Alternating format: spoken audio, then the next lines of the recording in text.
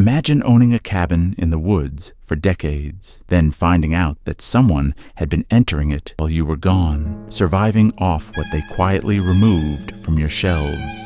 In Kennebec Valley, around North Pond, seasonal cabins sit quietly between trees and shoreline, and throughout the 1980s, 1990s, and early 2000s, more than 1,000 break-ins were reported over the years. The thefts always happened when no one was home, and the items taken didn't fit the profile of a typical burglar. Food, books, propane tanks.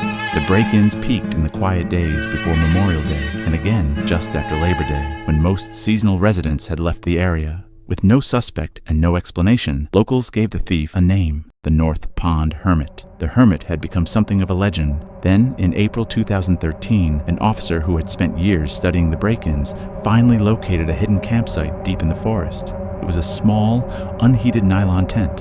Inside was a man named Christopher Thomas Knight. When officers asked him how long he had been living alone in the woods, he said, since Chernobyl. Knight had been 20 years old when he walked into the forest.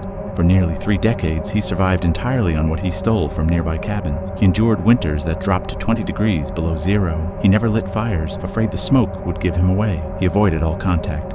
In all those years, he had only one interaction with another person, a single hi to a passing hiker.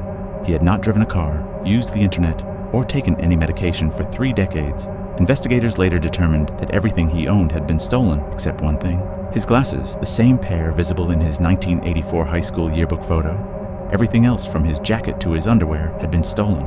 Christopher Knight pleaded guilty to multiple burglary charges and was sentenced to 7 months in prison. According to authorities, he now lives quietly in rural Maine. For nearly 30 years, Christopher Knight was moving silently through the forest, just beyond the reach of the cabins he depended on, and almost no one ever saw him. He lived within walking distance of hundreds of people, and yet he existed outside of their world. The North Pond Hermit was proof of how quietly someone can disappear, how completely someone can isolate themselves, and how a person can grow used to silence until it becomes the only life they know.